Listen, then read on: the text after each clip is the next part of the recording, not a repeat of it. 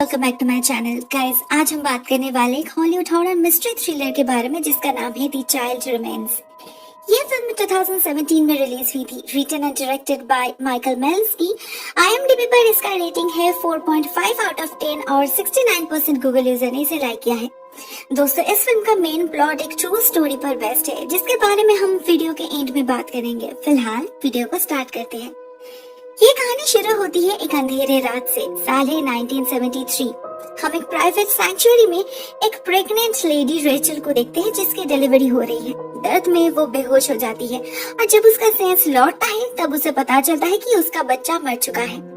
एक दूसरी लेडी जिसने अपना चेहरा काले कपड़ों से ढक रखा था, जिसे रेचल मादर रोज बुला रही थी, वो उसे बहुत रूडली चुप करने के लिए कहती है। लेकिन तभी रेचल को बाहर कहीं दूर से अपने बच्चे की रोने की आवाज सुनाई देती है, जिसे एक आदमी एक बक्से में डाल के जंगल के अंदर ले जा रहा था। इधर मदर रोज रेचल को एक इंजेक्शन पुश करती है जिससे धीरे धीरे उसकी जान निकल जाती है। उधर वो आदमी जमीन खोदकर उस बक्से को दफनाना स्टार्ट करता है, लेकिन खत्म नहीं कर पाता। उससे पहले ही जंगल के अंदर से एक अदृश्य शक्ति आकर इस आदमी पर हमला कर देती है। हमें सिर्फ उसके चिल्लाने की आवाज सुनाई देती है। उसके साथ क्या होता है इसके बाद ये हमें पता नहीं चल पाता। नेक्स्ट सीन में हम पहुंच जाते हैं 2015 में। मिलते हैं कपल लियाम और रे से, जो छुट्टी मनाने जा रहे हैं कंट्री साइड होटल में, द मर्सी इन। पता चलता है ये होटल बिल्कुल ही नया है, बस कुछ ही महीना हुआ है इसे ओपन हुए। ज्यादा लोग नहीं जानते इसके बारे में, इसीलिए लियाम और रे के अलावा और कोई गेस्ट भी नहीं। इस इन की जो ओनर है मिस मोनिका, वो काफी फ्रेंडली है। इन दोनों से बहुत प्यार से बात करती है और रे को देखकर ही बता देती है कि वो प्रेग्नेंट है। रे थोड़ा सा उसे अजीब लगता है। सिर्फ 3 महीने ही हुए हैं उसको, कोई सिम्टम्स भी विजिबल नहीं, तो मोनिका को कैसे पता चला? मोनिका बताती है उसकी माँ एक नर्स थी, इसीलिए उसे भी थोड़ी बहुत नॉलेज है। रे बाय प्रोफेशन एक क्राइम रिपोर्टर थी, लेकिन लास्ट कुछ सालों से वो पोस्ट ट्रॉमेटिक सिंड्रोम से भुगत रही है।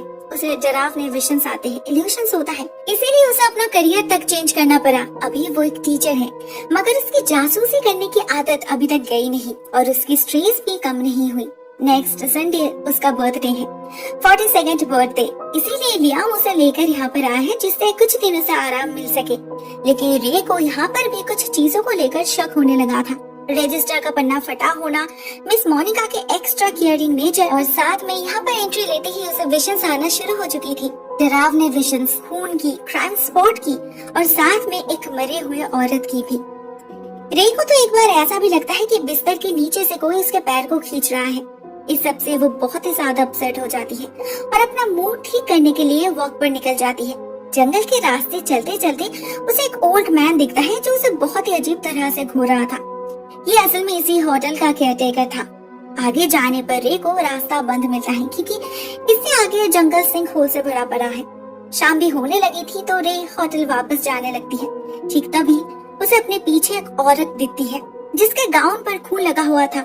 अगले ही पल में वो गायब भी हो जाती है। उधर हम लियम को देखते हैं जिसे ऊपर किसी का साया दिख रहा था, जिसे फॉलो करते हुए वो एक कमरे के पास जा पहुंचता है। अंदर से कुछ आवाजें आ रही थी, अजीब सी। दरवाजा खोलने पर उसे एक चेयर अपने आप ही हिलता हुआ दिखता है, लेकिन अंदर कोई भी नहीं था। लियाम प्रोफेशनली एक म्यूजिशियन था, मगर अभी तक उसे कोई भी सक्सेस नहीं मिला। इसके लिए वो अंदर ही अंदर बहुत ही शर्मिंदा है। ऊपर से लास्ट कुछ दिनों से वो आइडिया ब्लॉकेज से भी गुजर रहा था, तो उसने सोचा क्यों ना इस कमरे को उसका न्यू स्टूडियो बनाया जाए। हो सकता है नए जगह पर शायद उसे कुछ इंस्पिरेशन मिले। इस बात पे मोनिका मना नहीं करती, लेकिन वो लियाम को एक कागज हैंड ओवर करती है, उस रजिस्टर का फटा हुआ पन्ना जिस पर लियाम और उसकी गर्लफ्रेंड की सिग्नेचर है। लास्ट टाइम जब वो यहाँ पर आया था उसके साथ ये तब की है, मतलब लियाम रे पर चीटिंग कर रहा था, लेकिन अभी वो रिश्ता खत्म हो चुका है, तो वो मोनिका को भी कुछ ना कहने के लिए रिक्वेस्ट करता है। तभी हमें उस रूम में एक घोस्ट बॉक्स दिखता है जिससे अजीब सी आवाजें आ रही थी, विस्परिंग्स, और वहाँ एक पुतला भी रखा था, बहुत ही क्रीपी सा, जो लियाम को बहुत डिस्ट्रैक्ट कर रहा था। तो लियाम उसे उठाकर बाहर फेंक देता है। तब तक रे भी लौट चुकी थी। इस घर में बहुत सारे बच्चों की तस्वीरें थी, जिनके बारे में पूछने पर रे को पता चलता है कि ये घर असल में सालों पहले एक प्राइवेट सैंक्चुअरी हुआ करता था। जो लड़कियां बिन बिहाई माँ बन जाती थी, उनके परिवार के लोग यहाँ पर रखकर जाते थे अपना सम्मान बचाने के लिए। इसे चलाती थी मोनिका की माँ रोज। साथ में वो एक अडॉप्शन सेंटर भी चलाती थी। पैसों के बदले बहुत रिच कपल यहाँ से बच्चों को खरीद कर ले जाते थे। उन बच्चों को एक परफेक्ट लाइफ मिलती थी और उनकी माँ की आइडेंटिटी भी सेफ रहती। मोनिका कहती है उसकी माँ एक बहुत ही टैलेंटेड मिडवाइफ थी, बच्चों से प्यार करती थी और उन हेल्पलेस लड़कियों के लिए वो तो साक्षात देवी थी। उस वक्त कोई मेडिकल सपोर्ट के बिना ही वो खुद उनकी डिलीवरीज परफॉर्म किया करती थी, खुद के बनाए हुए दवाई से उनका इलाज करती थी। मगर समय के साथ साथ और भी बहुत सारे ऑप्शंस आ जाने के कारण वो फाइनेंशियल क्राइसिस में पड़ गई। उन्हें ये सैंक्चुअरी बंद करना पड़ा। इसके बाद 1979 में उनकी मौत हो गई और मोनिका इस घर की ओनर बन गई। उसी रात कमरे में लौटने के बाद रे को एक पुराना जर्नल मिलता है, लेकिन वो बिल्कुल खाली था।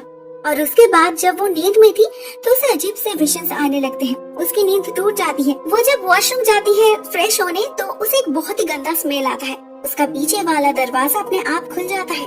रे जब उस दरवाजे से कॉरिडोर में जा पहुंचती है तो उसे अपने सामने 2 कॉइन्स दिखते हैं और ऊपर के फ्लोर से बच्चों की रोने की आवाजें आ रही थी। उसे फॉलो करते हुए रे ऊपर जा पहुंचती है। उसे वही पुतला दिखता है जिसे सुबह लियाम ने बाहर फेंका था। अभी कोई अदृश्य शक्ति उस पुतले को कमरे के अंदर खींच लेती है। रे को फिर से एक बार विजन आता है कि इसी दरवाजे पर कोई एक बच्चे को पटक के मार डाला। साथ में उसे वहाँ वो प्रेग्नेंट औरत भी दिखती है जिसे रे ने जंगल में देखी थी और अपने विजन में भी। इसी औरत के आंखों पर वो सिक्के थे और वो सिर्फ एक ही बात कह रही थी, माय बेबी। उसे देखकर रे बहुत ज्यादा डर जाती है, चिल्लाने लग जाती है और उसका सपना टूट जाता है।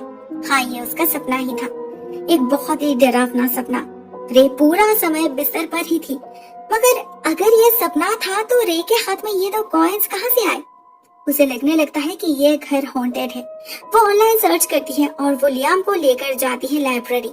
वहाँ पर एक किताब उसके सामने अपने आप ही आ जाती है। उस किताब को खोलते ही रे को अंदर एक पेपर आर्टिकल मिलता है जो इस मर्सी सैंक्चुअरी के बारे में ही था। रे को पता चलता है इस सैंक्चुअरी के खिलाफ बहुत सारे एलिगेशंस थे। यहाँ पर सिर्फ बच्चों को बेचा ही नहीं जाता था, बल्कि कुछ बच्चे का खून भी किया जाता था। रात के अंधेरे में उन्हें जंगल के अंदर ले जाकर दफनाया जाता था। यहाँ पर एडमिटेड लड़कियाँ और उनके बच्चों पर वायलेंस की चार्जेस बहुत पर उठी थी, मगर कभी भी कोई सबूत नहीं मिला। कहीं ना कहीं रे श्योर हो चुकी थी कि इस घर में सालों पहले बहुत कुछ हुआ था। वो होटल जाकर भी ऑनलाइन सर्च करती है। तब उसे पता चलता है कि बहुत सारे फैमिलीज इस घर में अपने प्रेग्नेंट लड़कियों को एक हैंडसम अमाउंट के बदले छोड़कर जाती थी। किसी को पता नहीं चलता था उसके बाद इन लड़कियों के साथ क्या होता था। उन बच्चों में जो बेचने लायक थे उन्हें तो बेच दिया जाता था और बाकियों को जो डिफॉर्म्ड पैदा होते थे या फिर उन्हें कोई बीमारी होती थी या फिर जो काले होते थे उन्हें मार दिया जाता था। कई बार इन्वेस्टिगेशन चला लेकिन पुलिस को उनकी लाश कभी नहीं मिली। रे समझ जाती है मिस मोनिका अपने माँ के बारे में जो भी कुछ कह रही थी उसमें मैक्सिमम ही झूठ था। वो बार बार जिस औरत को देख रही थी वो भी इसी सैंक्चुअरी में एडमिटेड थी, तो ये सिर्फ उसका हेलुसिनेशन नहीं हो सकता। हो सकता है उसका मेडिकल कंडीशन के लिए या फिर उसका प्रेगनेंसी के कारण वो ज्यादा रिसेप्टिव है, इसीलिए वो ये सब कुछ देख पा रही है, फील कर पा रही है। लियाम उसे नहीं बताता, लेकिन उसके साथ भी इस घर में कुछ अजीब हादसे होने लगे थे। उस कुर्सी का अपने आप हिलना, घोस्ट बॉक्स से आवाजें सुनाई देना, किसी के चिल्लाने की आवाज, रोने की आवाज। तो जब रे उसे घर के पीछे वाले जंगल में ले जाती है, उस बॉर्डर के पास जाने की जिद करती है, लियाम उसे नहीं रोकता। रे को फील हो रहा था कि यहाँ पर इसे सिर्फ सिंक होल्स के लिए ही बंद नहीं किया गया, बात कुछ और है। उसका शक सच साबित होता है जब जंगल के और अंदर जाने पर रे को छोटे छोटे ग्रेव्स नजर आते हैं। उसे विजन आते हैं, यहीं पर उन बच्चों को दफनाया गया था। ये असल में एक बोरियल साइट है। उधर लियाम उस घोस्ट बॉक्स को साथ में लेकर आया था, जिसमें से उसे अपनी एक अनफिनिश्ड म्यूजिक सुनाई देती है और कोई विस्पर करता है उसके कान में, मार डालो उसे, उसके पेट में लात मारो और खत्म कर दो। लियाम तो ना कुछ समझ पा रहा था ना किसी से कुछ कह पा रहा था, मगर रे बहुत कुछ समझ चुकी थी। वो उसी रात डायरेक्टली मोनिका से सवाल करती है, उसके माँ के अगेंस्ट इतने सारे केसेस क्यों थे? उन र्यूमर्स में कुछ तो सच्चाई होगी। लेकिन पता चलता है मोनिका उससे कहीं ज्यादा शातिर है। वो बहुत ही केयरफुली बात को घुमा देती है और रे फिर से एक बार कंफ्यूज्ड हो जाती है। उस रात फिर से एक बार उसकी नींद टूट जाती है बच्चों के रोने की आवाज से। बाहर तूफान चल रहा था। उसे वो जर्नल अपने आप ही खुलता हुआ दिखता है और जैसे ही वो उसे मोमबत्ती के सामने रखती है, उसके सामने सारी राइटिंग्स विजिबल हो जाती है। पता चलता है ये किसी रेचल की डायरी है जो यहाँ पर 1973 में आई थी। उसे उसकी फैमिली ने ही यहाँ पर छोड़ के गई थी और वो पूरे 7 महीनों तक इस सैंक्चुअरी की ब्रुटैलिटी देखती रही। यहाँ पर पेंसिल और पेपर अलाउड नहीं थे, ना यहाँ पर कोई भी चिट्ठी बाहर जा सकती थी। फिर भी यहाँ पर काम करने वाले एक केयरटेकर ने चोरी छुपे रेचल को ये ला के दिया था और वो लेमन जूस से ये लिख रही है। यहाँ पर लड़कियों पर इनह्यूमन तरीके से टॉर्चर किया जाता है। मदर रोज पागल है, वो न्यूबॉर्न बेबीज को अपने माँ के पास जाने नहीं देती। उन्हें खाना ना देकर बाद में सफोकेट करके उनकी जान ले लेती है।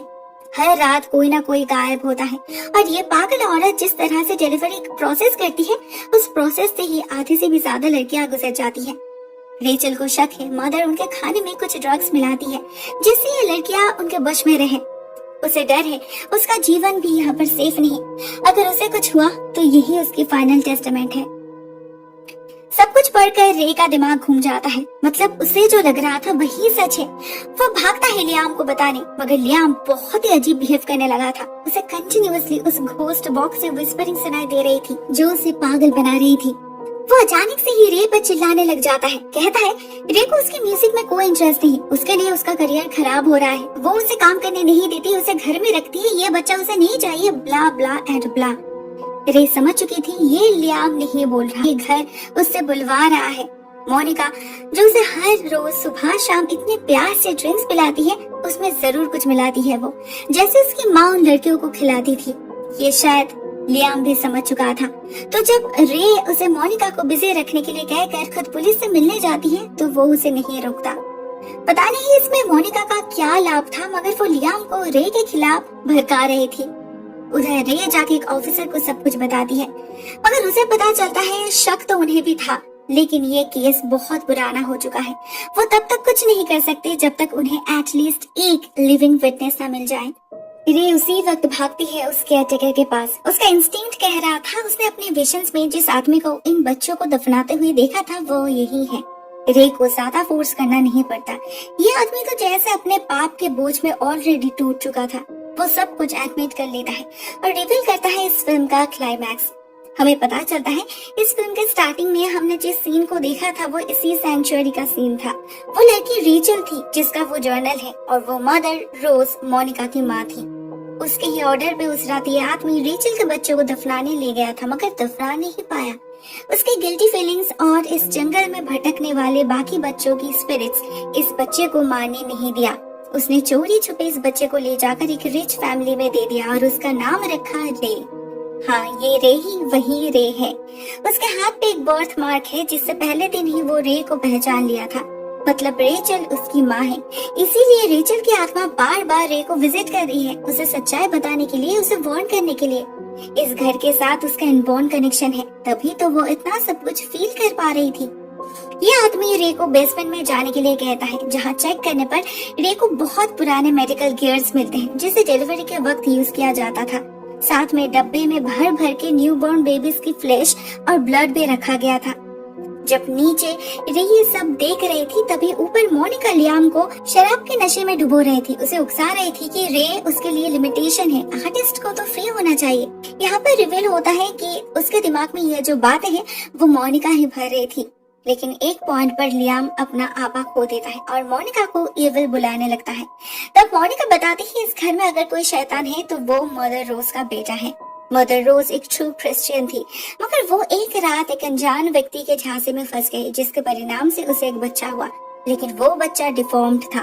रोज ने उसे मार डाला, लेकिन वो असल में किसी शैतान का बच्चा था जो मर के भी नहीं मरा, बार बार वापस आता रहा, क्योंकि इस घर में मरने वाले किसी को भी मुक्ति नहीं मिलती, सभी हमेशा हमेशा के लिए यहीं रह जाते हैं। और उसके बाद से ही मदर रोज शैतान के वश में आ गई। वो सब कुछ भुलाकर सिर्फ उस आदमी को वापस पाना चाहती थी। तब तक नीचे बेसमेंट में रे को उस बच्चे का टूटा फूटा स्केलेटन मिल चुका था। वो समझ पाती है इसका ही विजन उसे बार बार आ रहे थे। अचानक से वो डेविल्स चाइल्ड जाग उठता है और रे को फॉलो करने लग जाता है। रे तो बहुत ज्यादा डर जाती है और जैसे ही वो पीछे मुड़ती है उसे अपने पीछे मोनिका दिखती है। उसका इंटेंशन कुछ ठीक नहीं लग रहा था। उसे पता था रे को सब पता चल चुका है, तो वो उससे ये भी कह देती है कि रोज उन बच्चों को दफनाने से पहले उनका सारा खून निकाल लेती थी। काले जादू की मदद से उससे एक मिक्सचर बनाती थी जो एज को रिवर्स कर सकता है। ये मिक्सचर कितना काम का है इसका सबूत तो वो खुद है, क्योंकि वो खुद ही उसकी माँ है, वो खुद ही रोज है। आज उसकी उम्र 100 साल हो गई। वो हर रात इंसुलिन के नाम पे वो मिक्सचर ही इंजेक्ट करती है अपने शरीर में। उसे अभी भी और 100 साल जिंदा रहना है, जिससे उसे फिर से कोई प्यार करने वाला पति मिले। रे इस बार सच में डर जाती है और भागने की कोशिश करती है तो लियाम उसे बेहोश कर देता है। अभी हमें पता चलता है कि मोनिका ने लियाम से डील किया है कि वो रे के बच्चे को लेकर उसे मार डालेगी। इससे उन दोनों का ही पर्पस पूरा हो सकता है। मोनिका को उस बच्चे का ब्लड मिल जाएगा और ये मौत नेचुरल ही लगेगा ऑटोप्सी में, तो लियाम पर भी कोई सवाल नहीं उठा सकता। इंश्योरेंस से उसे जो पैसा मिलेगा उससे ही उसकी जिंदगी आराम से कट जाएगी। बेहोश रे को ऑपरेशन के लिए लिया जाता है। उसे गाउन पहनाकर हाथ पैर बांध दिया जाता है और उधर मोनिका उस केयरटेकर को भी स्टैप कर देती है उसके बेईमानी के लिए। रे हेल्पलेसली अपनी माँ को बुलाने लगती है। तब रेचल की आत्मा आकर उसे फ्री कर देती है। रे बाहर भागकर पहले उस केयरटेकर के पास जाती है। मोनिका ने ऑलरेडी घर का वाईफाई बंद कर चुकी थी, साथ में कार केस भी उसके पास ही थे, तो उसे जंगल में जाकर छुपने के लिए कहा जाता है। लियाम भी उसे ढूंढते हुए वहां जा पहुंचता है। उसका नशा उतर चुका था, लेकिन उसे भी मोनिका मार डालती है क्योंकि वो भी रे के साथ ही भागने वाला था। इसके बाद मोनिका रे को एक कॉफिन में डालने की कोशिश करती है, लेकिन ठीक तभी पीछे से वो केयरटेकर आकर उसे बेहोश कर देता है। रे को भागने का मौका मिल जाता है। कुछ आगे जाने पर ही उसे वही ऑफिसर दिखता है। रे की माँ उससे कांटेक्ट नहीं कर पा रही थी, तो उन्होंने पुलिस स्टेशन में कांटेक्ट किया, और वैसे भी रे ने खुद भी तो पुलिस को बुलाई थी। सुबह होने पर रे को सेफली घर वापस भेजने का अरेंजमेंट किया जाता है, और अभी पुलिस के पास उस केस को रीओपन करने का बहुत सारे प्रूफ्स हैं। दूसरी तरफ हम मोनिका को देखते हैं, जिसे उस केयरटेकर ने जिंदा ही उस कॉफिन में भर के जमीन के नीचे दफना दिया था। ऐसे शैतान के साथ शायद ऐसा ही होना चाहिए। सब कुछ नॉर्मल होने लगा था, मगर ठीक तभी रे को अपने बिस्तर पर वो बक्सा दिखता है, जिसके अंदर से वो घोस्ट चाइल्ड निकलकर उसकी तरफ आगे बढ़ने लगता है, और यहीं पर ये फिल्म भी एंड हो जाती है। गाइस, इस एंडिंग का दो इंटरप्रिटेशन हो सकता है। फर्स्टली, रे का पीटीएसडी कंडीशन और ज्यादा बढ़ चुका था, एंड सेकेंडली, ये घोस्ट चाइल्ड इस घर से कहीं नहीं गया। कुछ भी कर लो, वो यहीं पर रहने वाला है, and hence the title the child remains. ये घर सच में हॉन्टेड है। वल्नरेबल लोगों के दिमाग के साथ खेलता है ये घर, जैसे लियाम, उसे भी तो पागल इसी घर ने बनाया, इस घर में रहने वाले शैतान ने बनाया। दोस्तों, ये फिल्म यहीं पर एंड हो जाती है। मुझे पता है इस फिल्म में बहुत सारे नेसेसरी सब प्लॉट्स दिए गए हैं, स्पेशली वो घोस्ट चाइल्ड वाला तो बिल्कुल ही बेकार था, मगर मैंने इस फिल्म को सिर्फ इसीलिए चूज किया है क्योंकि ये ट्रू स्टोरी पर बेस्ड है। तो चलिए अभी उसके बारे में बात करते हैं। साल है 1930। एक couple mister and missus young east chester स्कॉटनोविया में एक मैटरनिटी केयर फैसिलिटी ओपन करते हैं, जहां मेनली अनमैरिड लेडीज की डिलीवरी परफॉर्म की जाती थी, ऑफ कोर्स इन सीक्रेट। इसके लिए ये कपल $600 से भी ज्यादा पैसा डिमांड करते थे, और अगर वो बच्चा मर गया तो एक्स्ट्रा 20 फॉर बरियल। जो अफोर्ड नहीं कर पाते थे उन्हें यहाँ पर मेड की तरह काम करना पड़ता था। साथ ही साथ ये कपल एक इलीगल अडॉप्शन सेंटर भी चलाते थे, जहाँ $10,000 के बदले एक एक बच्चे को बेचा जाता था। ऐसे 700 बच्चों को उन्होंने बेचा, मतलब उन्हें उस जमाने में $3.5 मिलियन का प्रॉफिट हुआ। लेकिन इससे भी ज्यादा इम्पोर्टेंट बात यह है कि बाकी बच्चों को वो मार डालते थे। डिफॉर्म्ड, बीमार या काले बच्चों को घर के फर्नेस में जला दिया जाता था, या फिर छोटे छोटे बटर बॉक्सेस में डाल के पीछे वाले जंगल में दफनाया जाता था, जिसके लिए ही ये केस दी बटर बॉक्स बेबीज नाम से पॉपुलर था। बात बहुत पुरानी है तो कोई क्लियर रिकॉर्ड भी नहीं, मगर ये गेस किया जाता है कि उन लोगों ने ऐसे और 500 से भी ज्यादा बच्चों को मारा होगा। फाइनली इन 1945 लीगल प्रेशर के कारण उन्हें ये बिजनेस बंद करना पड़ा। उनके अगेंस्ट बहुत दिनों तक केस चला। पता चला उनके पास ना कोई प्रॉपर लाइसेंस था, ना कोई actual medical support. Long time legal battle के कारण उनके सारे पैसे खत्म हो गए, और उन दोनों की ही मौत कैंसर की वजह से हुई। बहुत भुगतने के बाद कभी रियलिटी भी अनबिलीवेबल हो जाती है ना। पता नहीं लोगों के दिमाग में ऐसी बातें आती भी कैसे है। आज के लिए बस इतना ही दोस्तों। Thank you so much for watching this video. बहुत जल्द मिलते हैं एक और नए वीडियो के साथ। तब तक के लिए टेक केयर।